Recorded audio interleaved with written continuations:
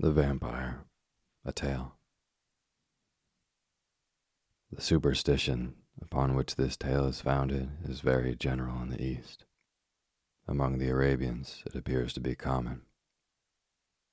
It did not, however, extend itself to the Greeks until after the establishment of Christianity, and it has only assumed its present form since the division of the Latin and Greek churches, at which time the idea becoming prevalent that a Latin body could not corrupt if buried in their territory.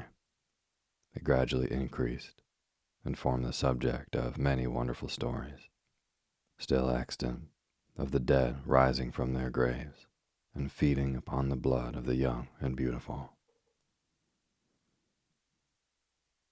In the West it spread, with some slight variation, all over Hungary, Poland, Austria, and Lorraine, where the belief existed that vampires nightly imbibed a certain portion of the blood of their victims, who became emaciated, lost their strength, and speedily died of consumptions. Whilst these human bloodsuckers fattened, and their veins became distended to such a state of repletion as to cause the blood to flow from all the passages of their bodies, and even from the very pores of their skins.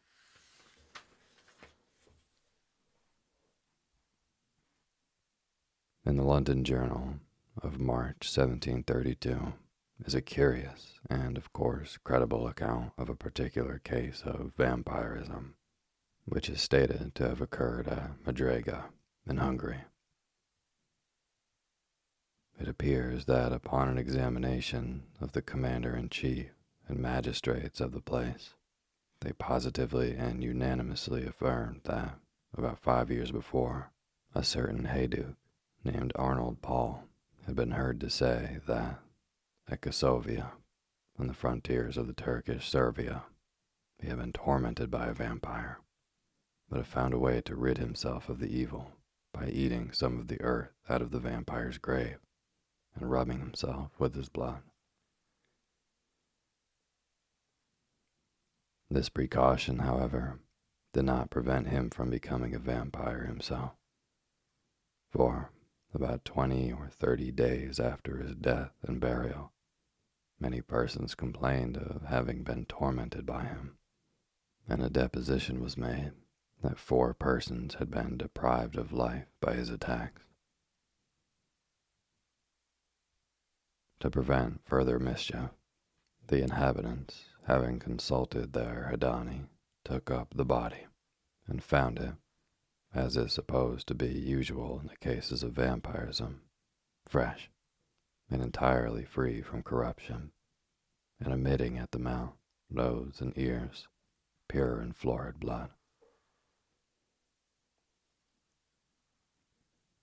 Proof having been thus obtained, they resorted to the accustomed remedy.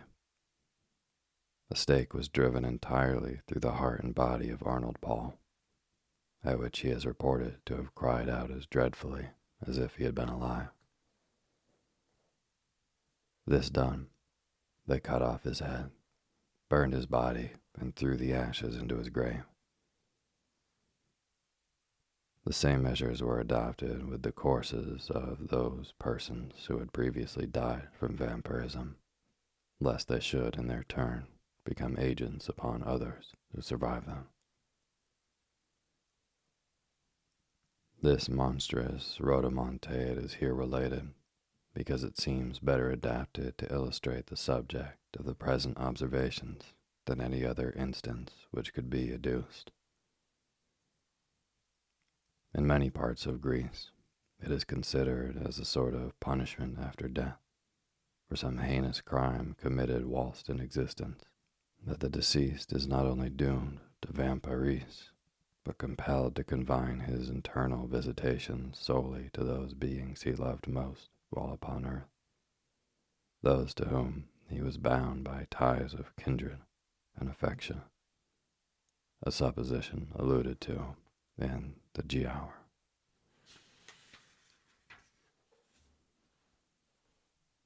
But first on earth, as vampires sent, thy corse shall from its tomb be rent, then ghastly haunt the native place, and suck the blood of all thy race.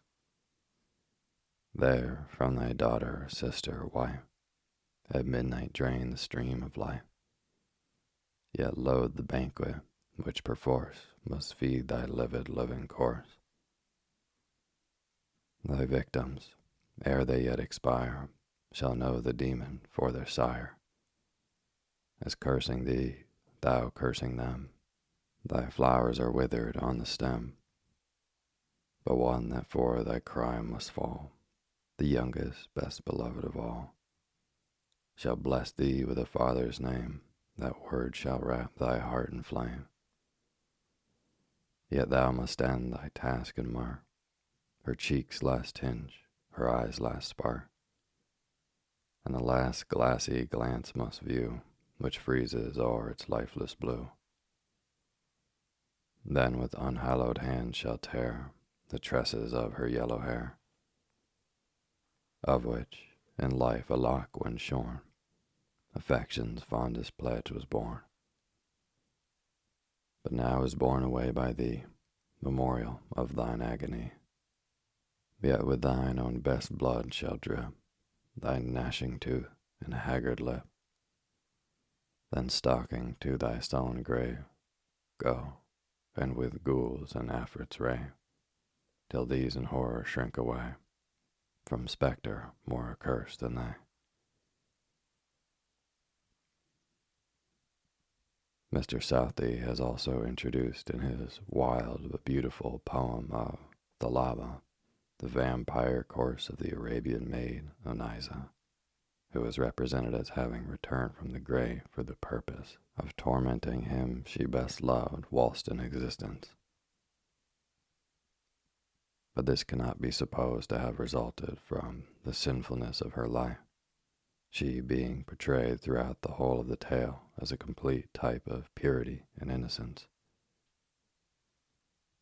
The voracious Tournefort gives a long account in his travels of several astonishing cases of vampirism, to which he pretends to have been an eyewitness.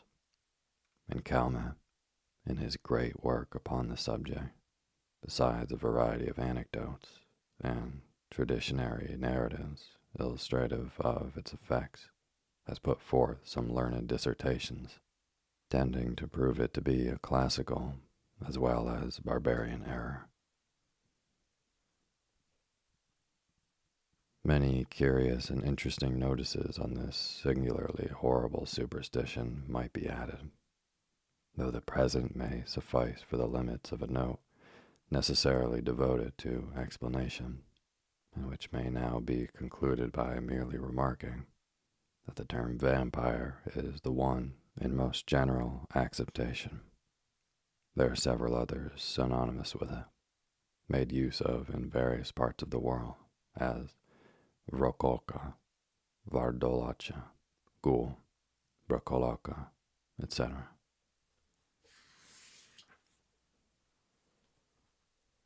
It happened that in the midst of the dissipations attendant upon a London winter, there appeared at the various parties of the leaders of the ton a nobleman, more remarkable for his singularities than his rank. He gazed upon the mirth around him, as if he could not participate therein. Apparently, the light laughter of the fair only attracted his attention, that he might by a look quell it, and throw fear into those breasts where thoughtlessness reigned.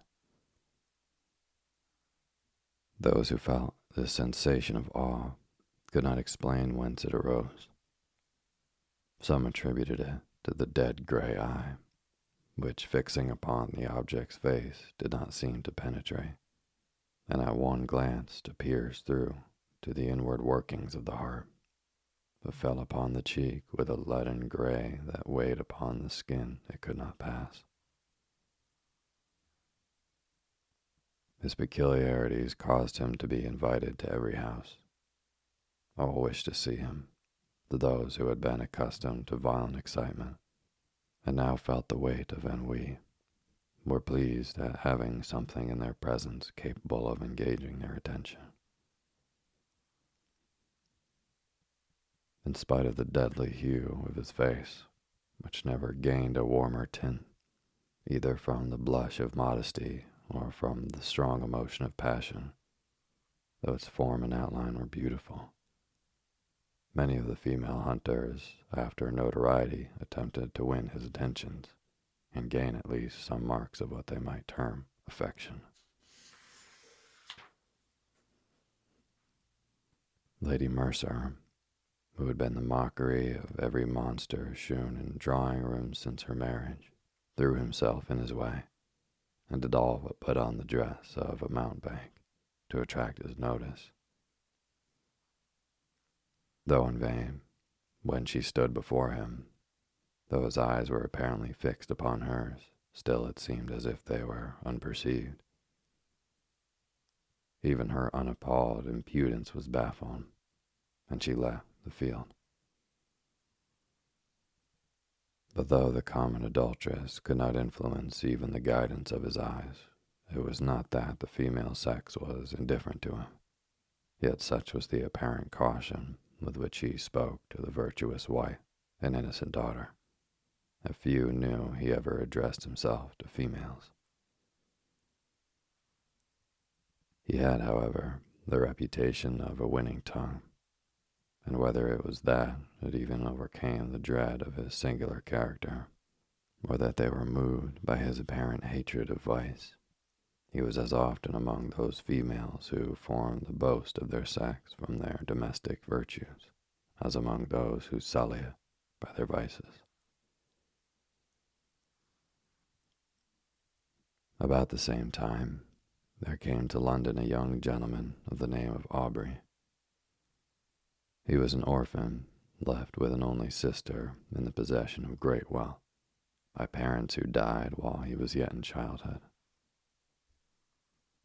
Left also to himself by guardians who thought it their duty merely to take care of his fortune, while they relinquished the more important charge of his mind to the care of mercenary subalterns. He cultivated more his imagination than his judgment.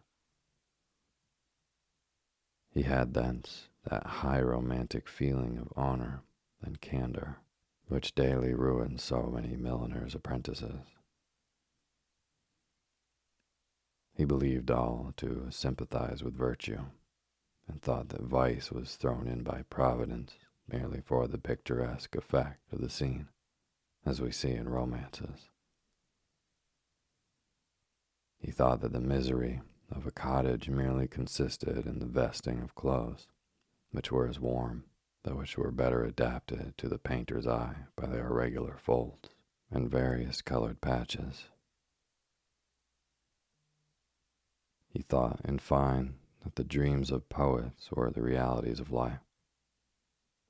He was handsome, frank, and rich. For these reasons, upon his entering into the gay circles, many mothers surrounded him, striving which should describe with least truth their languishing or romping favorites. The daughters, at the same time, by their brightening countenances which he approached, and by their sparkling eyes when he opened his lips, soon led him into false notions of his talents and his merit. Attached as lie was to the romance of his solitary hours, he was startled at finding that, except in the tallow and wax candles that flickered, not from the presence of a ghost, but from want of snuffing, there was no foundation in real life for any of that congeries of pleasing pictures and descriptions contained in those volumes, from which he had formed his study. Finding, however, some compensation in his gratified vanity, he was about to relinquish his dreams, when the extraordinary being we have above described crossed him in his career. He watched him, and the very impossibility of forming an idea of the character of a man entirely absorbed in himself, who gave few other signs of his observation of external objects than the tacit assent to their existence, implied by the avoidance of their contact, allowing his imagination to picture everything that flattered its propensity to extravagant ideas. He soon formed this object into the hero of a romance, and determined to observe the offspring of his fancy rather than the person before him. He became acquainted with him, paid him attentions, and so far advanced upon his notice that his presence was always recognized. He gradually learned that Lord Ruthven's affairs were embarrassed, and soon found from the notes of preparation in the street that he was about to travel. Desirous of gaining some information respecting this singular character, who till now had only whetted his curiosity, he hinted to his guardians that it was time for him to perform the tour, which for many generations has been thought necessary to enable the young to take some rapid steps in the career of vice towards putting themselves upon an equality with the aged, and not allowing them to appear as if fallen from the skies whenever scandalous intrigues are mentioned as the subjects of pleasantry or of praise, according to the degree of skill shown in carrying them on. They consented, and Aubrey, immediately mentioning his intentions to Lord Ruthven, was surprised to receive from him a proposal to join him. Flattered by such a mark of esteem from him, who apparently had nothing in common with other men, he gladly accepted it, and in a few days they had passed in the circling waters. Hitherto, Aubrey had had no opportunity of studying Lord Ruthven's character, and now he found that, though many more of his actions were exposed to his view, the results offered different conclusions from the apparent motives of his conduct. His companion was profuse in his liberality. The idle, the vagabond, and the beggar received from his hand more than enough to relieve their immediate wants. But Aubrey could not avoid remarking that it was not upon the virtuous, reduced to indulgence by misfortunes attendant even upon virtue, that he bestowed his alms. These were sent from the door with hardly suppressed sneers. But when the profligate came to ask something, not to relieve his wants, but to allow him to wallow in his lust, or to sink him still deeper in his iniquity, he was sent away with rich charity.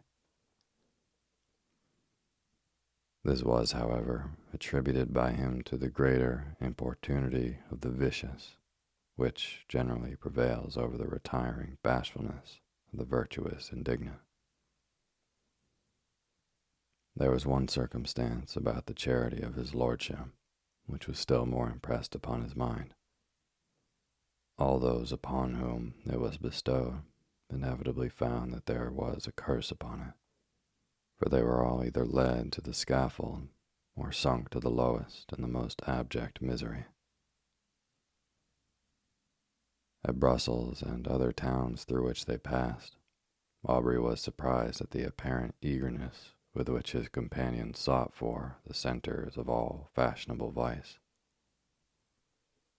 There he entered into all the spirit of the faro table.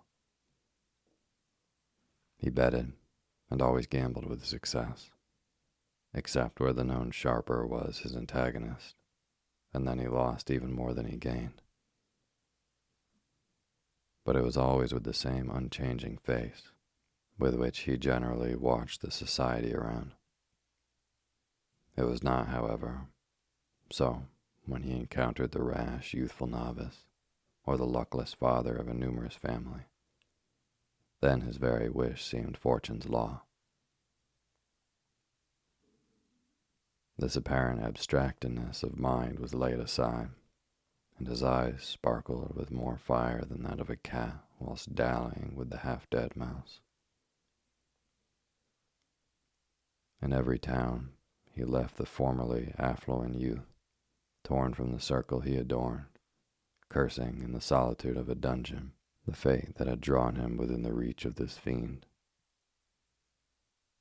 Whilst many a father sat frantic amidst the speaking looks of mute, hungry children, without a single farthing of his late immense wealth, wherewith to buy even sufficient to satisfy their present craving.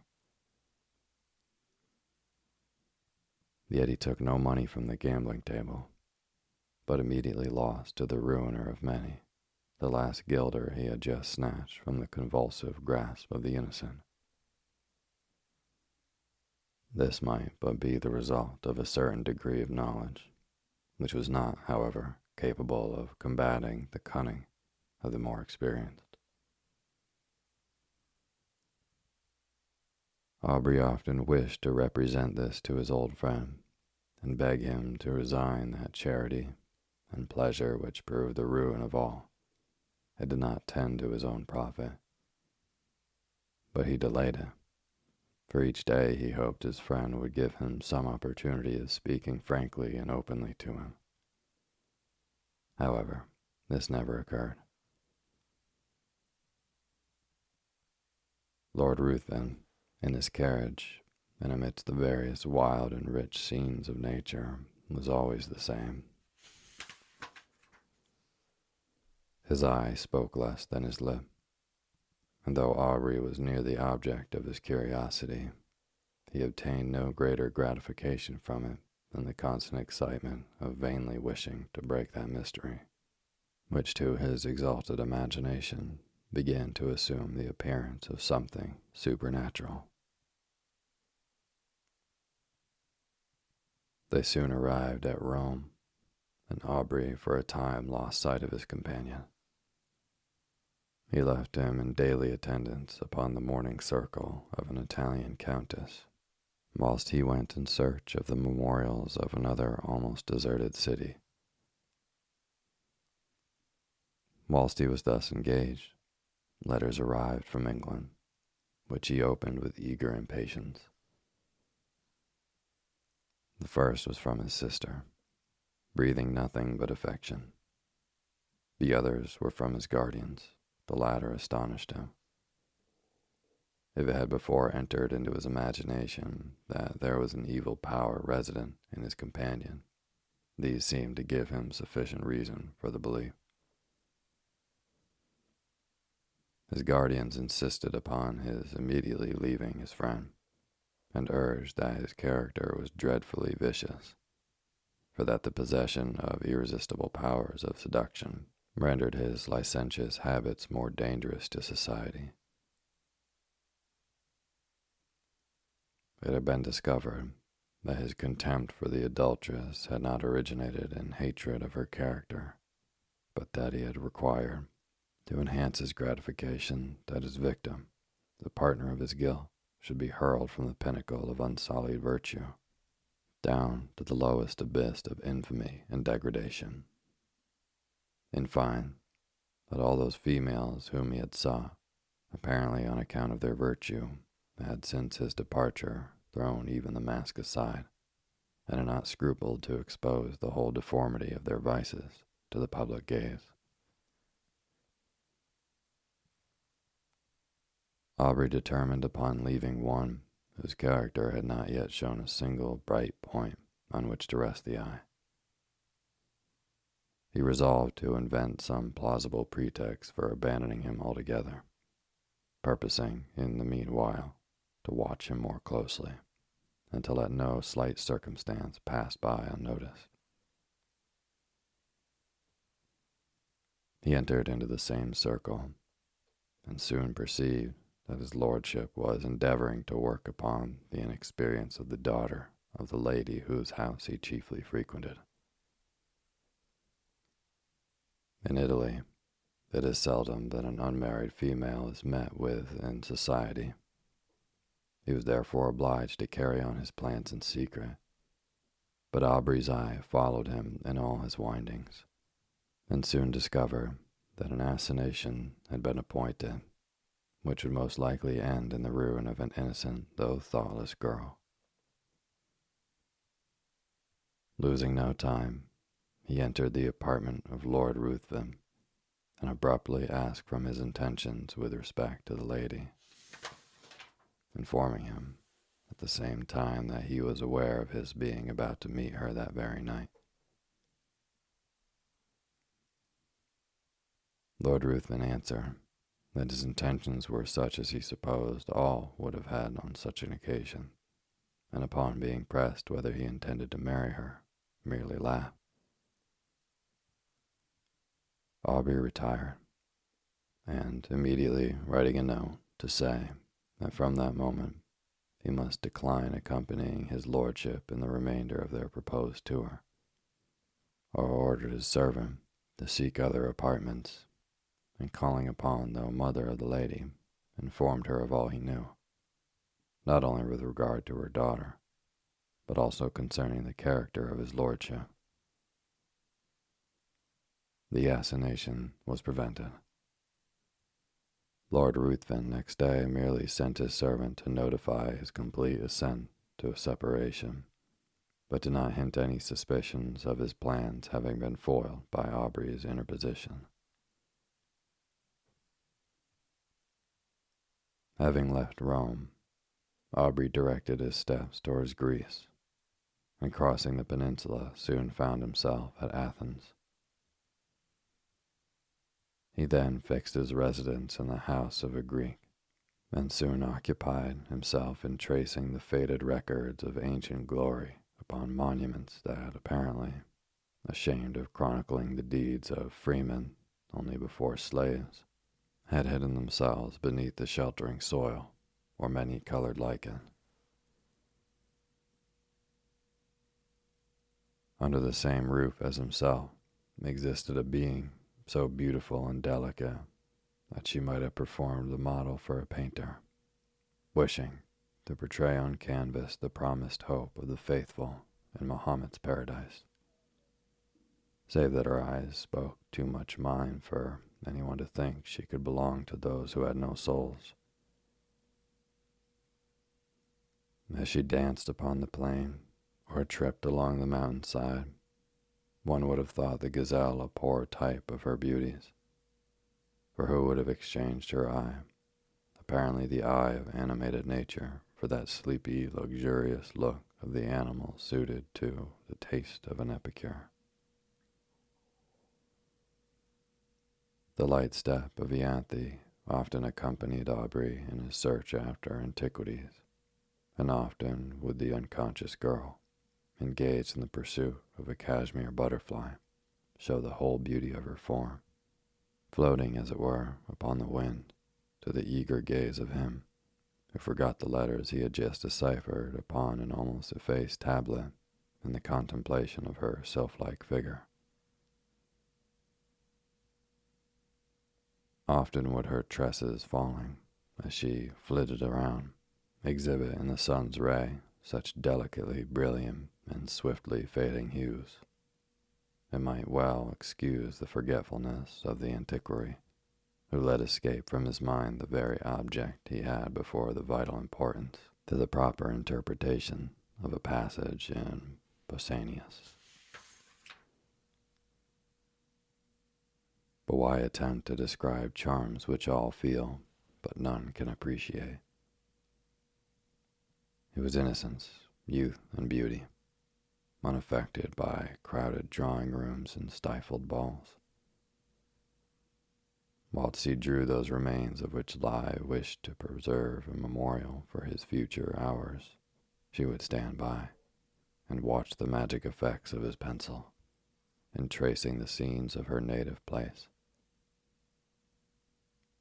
She would then describe to him the circling dance upon the open plain, would paint to him in all of the glowing colors of youthful memory the marriage pomp she remembered viewing in her infancy. And then, turning to subjects that had evidently made a greater impression on her mind, would tell him all the supernatural tales of her nurse. Her earnestness and apparent belief of what she narrated excited the interest even of Aubrey, and often as she told him the tale of the living vampire, who had passed years amidst his friends and dearest ties, forced every year by feeding upon the life of a lovely female to prolong his existence for the ensuing months. His blood would run cold, whilst he attempted to laugh her out of such idle and horrible fantasies. But Ianthe cited to him the names of old men who had at last detected one living among themselves, after several of their near relatives and children had been found marked with the stamp of the fiend's appetite. And when she found him so incredulous, she begged of him to believe her. For it had been remarked that those who had dared to question their existence always had some proof given, which obliged them, with grief and heartbreaking, to confess it was true. She detailed to him the traditional appearance of these monsters, and his horror was increased by hearing a pretty accurate description of Lord Ruthven. He, however, still persisted in persuading her that there could be no truth in her fears, though at the same time he wondered at the many coincidences which had all tended to excite belief in the supernatural power of Lord Ruthven. Aubrey began to attach himself more and more to Ianthe. Her innocence, so contrasted with all the affected virtues of the women among whom he had sought for his vision of romance, won his heart. And while he ridiculed the idea of a young man of English habits marrying an uneducated Greek girl, still he found himself more and more attached to the almost fairy form before him. He would tear himself at times from her, and forming a plan from some antiquarian research, he would depart, determined not to return until his object was attained. But he always found it impossible to fix his attention upon the ruins around him, whilst in his mind he retained an image that seemed alone the rightful possessor of his thoughts.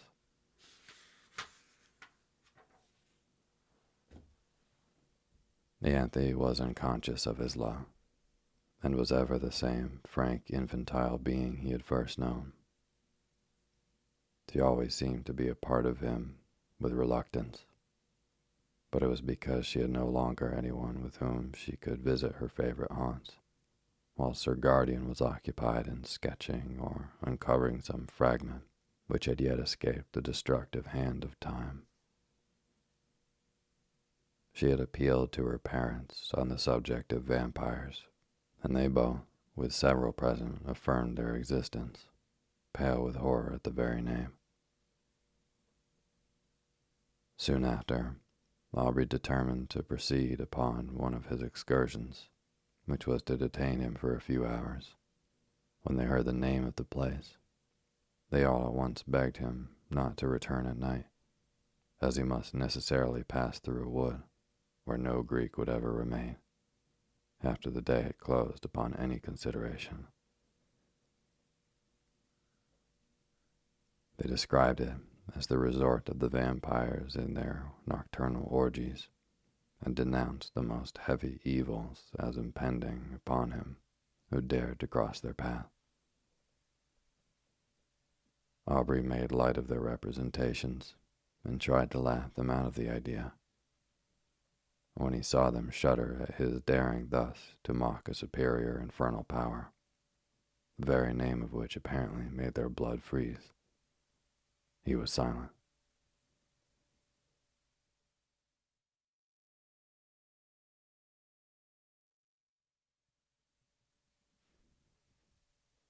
Thank you for listening to Sleepy. Good night.